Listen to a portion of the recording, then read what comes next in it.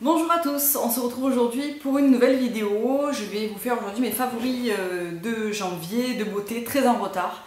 En fait, ça fait plus de 3 semaines que je ne filme pas parce que j'ai eu un accident de ski et que je me suis fait une entorse sévère au genou. Donc j'ai eu une attelle, des béquilles et je suis coincée à la maison. Donc voilà, la raison de mon absence, ça s'est passé il y a 10 jours maintenant.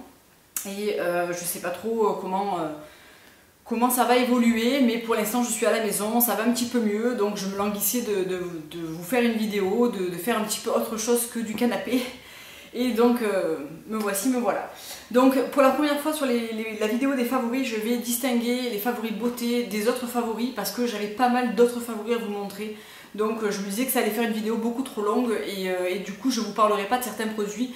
Donc j'ai préféré voilà, scinder en deux les vidéos. Ça ennuiera certaines moins et puis ça fera des vidéos moins longues. Donc on va commencer tout de suite avec les produits corps et cheveux. Donc tout d'abord deux favoris Lush.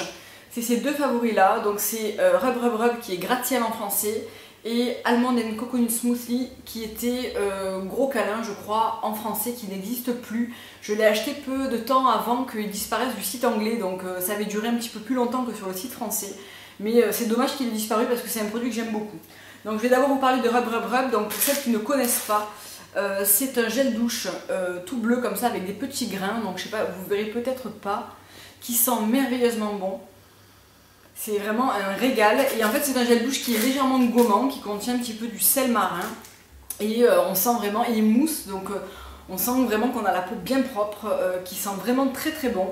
Donc c'est vrai que c'est des produits qui sont pas donnés chez Lush. Je me souviens plus exactement le prix, mais c'est vrai qu'il doit coûter aux alentours sur le site français, il est à plus de 12 € je pense. Hein. Si je dis pas de bêtises, je m'avance pas trop, mais il me semble qu'il n'est pas donné. Donc moi je l'avais pris sur le site anglais, mais voilà, c'est vrai que c'est pas un truc que je rachète systématiquement. Mais quand je l'ai, je l'aime vraiment beaucoup. Et ensuite, donc le gros câlin qui se présente comme ça. Donc c'est une crème de lavage, un peu comme Shaman ou Turkish Delight. Et il sent très bon les amandes.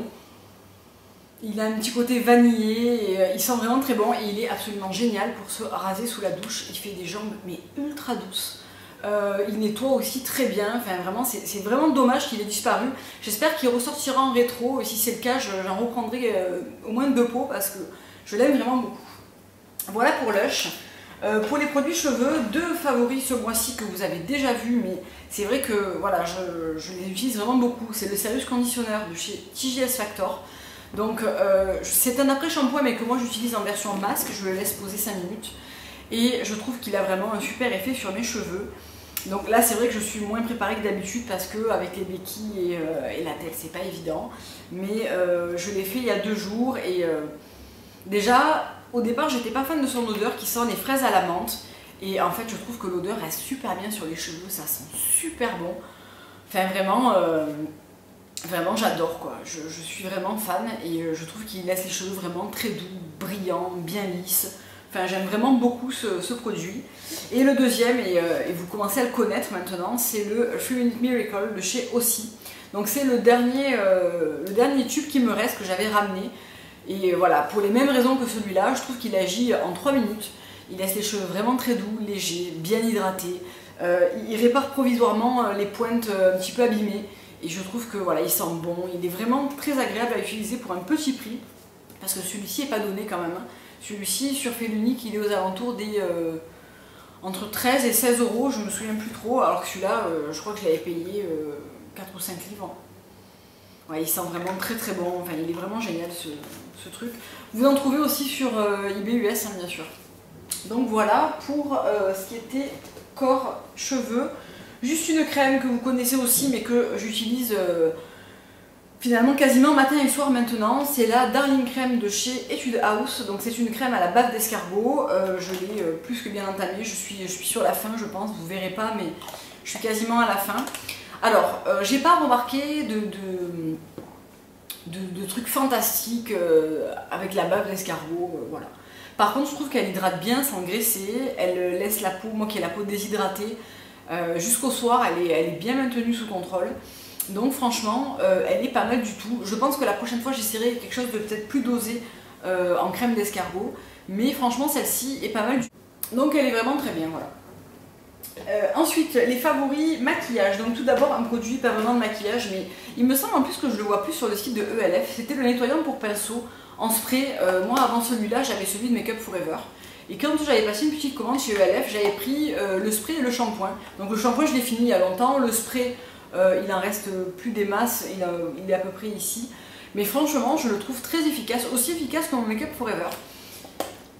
Bon, il a une odeur d'alcool évidemment, mais en même temps c'est quand même un désinfectant pour pinceau, donc ça m'étonne pas plus que ça.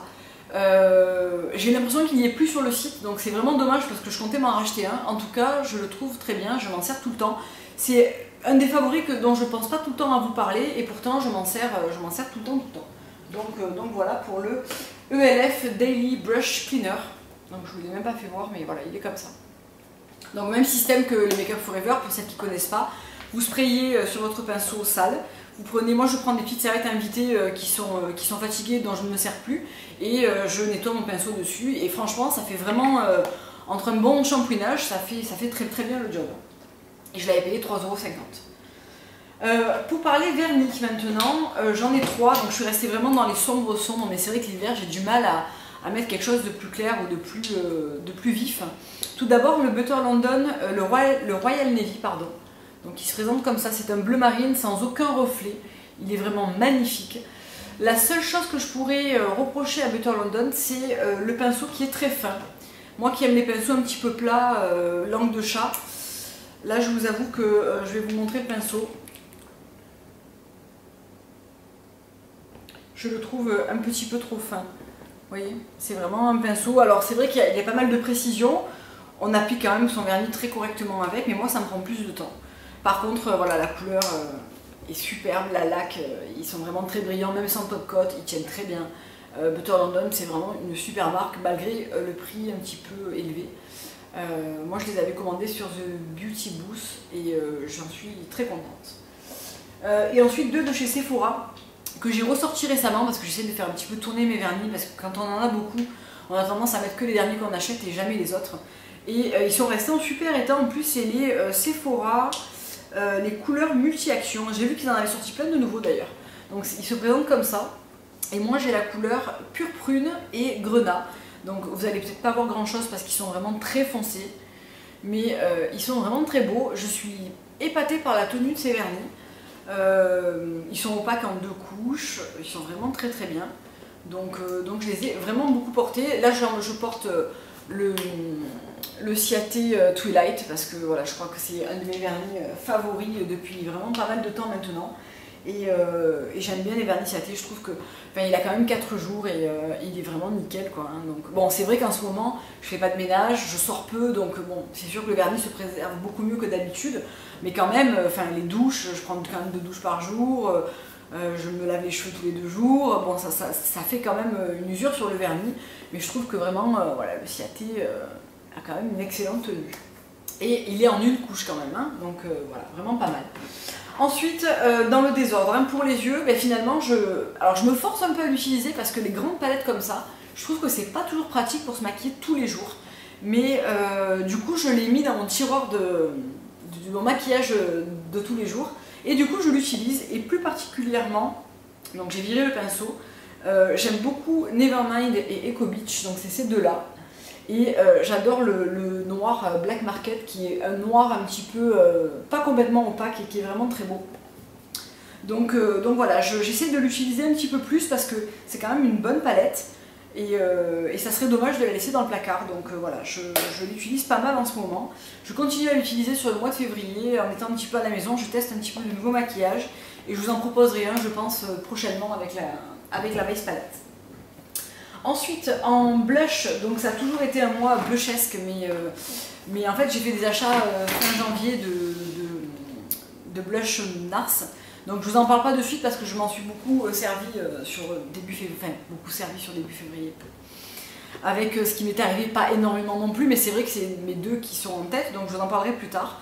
En attendant, sur le mois de janvier, j'ai ressorti mon HD Make Up Forever, donc je l'ai presque fini, ce qui est un peu un comble parce que je n'avais jamais fini un blush. C'est la numéro 6 Corail et je la trouve vraiment très sympa. Donc les blushs HD, une fois qu'on a compris comment les utiliser, je trouve qu'ils sont vraiment très pratiques, ils font un bel effet, ils tiennent extrêmement bien. Donc par contre je trouve que sur la fin, ils sont beaucoup moins liquides. Donc la couleur, vous la voyez au boulot, elle est vraiment très jolie. Si je dois racheter une couleur, je rachèterai encore celle-là parce que je la trouve vraiment très belle. Par contre, ils ont tendance à s'épaissir un petit peu vers la fin, comme il se passe avec le mien là, et du coup ils sont un peu moins faciles à travailler. Mais bon, je pense que je vais le finir assez rapidement et en racheter un neuf parce que là il est quand même plus difficile à utiliser. Un blush ELF maintenant qui a tendance un petit peu à faire peur, c'est le Fuchsia Fusion, qui ressemble très fortement au Angelica de chez NARS. Donc c'est un rose avec des paillettes argent, donc vous risquez de ne pas voir grand chose. Mais il est vraiment très beau. Il fait des joues assez glacées parce que ces paillettes argent font que ça fait vraiment un très bel effet. Et franchement ces blushs ELF ils sont quand même pas mal du tout. Donc ma foi, je les aime plutôt bien. Donc c'était le Fuchsia Fusion. Et ensuite, et celui que je porte aujourd'hui et que je porte assez souvent en ce moment, c'est le Weekend Getaway de chez MAC. Donc c'était la collection Casual Color. Donc c'était des blushs crème qu'ils avaient sortis en édition limitée. Donc il est comme ça, c'est un vrai rose. Il sort un petit peu corail à la caméra, mais non, c'est un rose. Et je trouve qu'il est vraiment très beau parce qu'il fait les joues un petit peu glowy. Et il est vraiment très joli. Pour terminer, enfin pas vraiment pour terminer, deux rouges à lèvres que j'ai pas mal portés. Donc un c'est un numéro 17 que j'avais acheté à Londres et qui est Nudish Peach. Donc c'est un nude pêche comme ça, un petit peu soutenu parce que je suis pas très claire de peau. Donc il se présente comme ça, il est très crémeux, très brillant, il est vraiment très joli.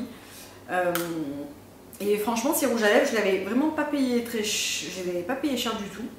C'était au Boots de Nottingham, c'est encore marqué dessus. Et franchement j'aurais bien aimé en prendre d'autres. Il faudrait que je regarde sur eBay UK si j'en trouve.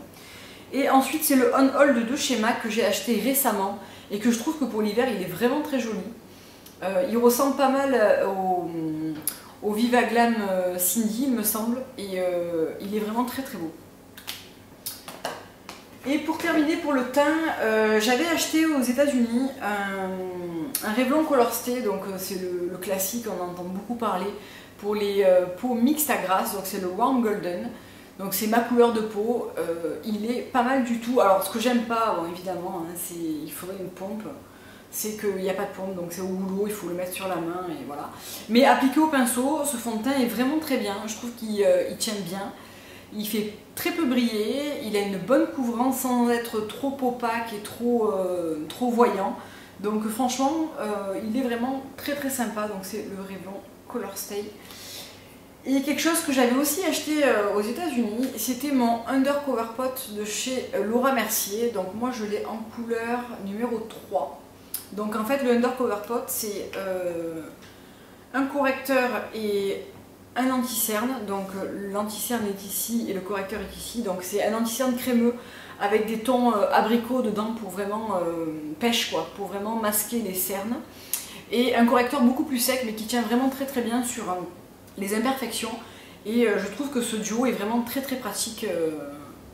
Et dessous il y a une petite poudre donc qui est la Loose Setting Powder, donc toujours chez Laura Mercier, qui est dessous avec le petit tamis, et c'est vraiment hyper pratique parce que je trouve qu'effectivement c'est vraiment un 3 en 1 vraiment très bien. Donc je l'utilise en fait tout le temps maintenant et je l'aime vraiment beaucoup. Donc c'était le Undercover Pot de chez Laura Mercier. Donc voilà pour ces favoris de janvier qui sont arrivés super en retard. J'espère que vous allez bien.